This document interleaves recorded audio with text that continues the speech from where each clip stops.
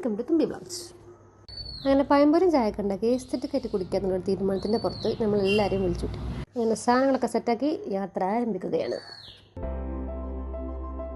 പിന്നെ എന്നെ പരിചയപ്പെടുത്തിയില്ലല്ലോ, ഞാനാണ് യൂട്യൂബ് ചാനലിൻ്റെ എല്ലാമെല്ലാം, അതായത് videographer come photographer cum editor come എല്ലാം ഞാനാണ്.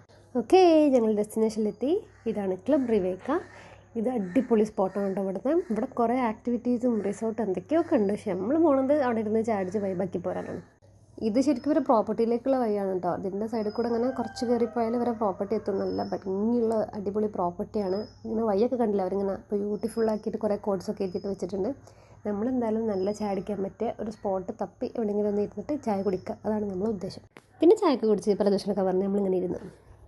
ഇതാണ് ലല്ലത്ത വേറെ ലെവലാണ് കേട്ടോ. കാണുന്ന പോലെ ഒന്നല്ല, സകല കലാവല്ലഭ്യാണ്.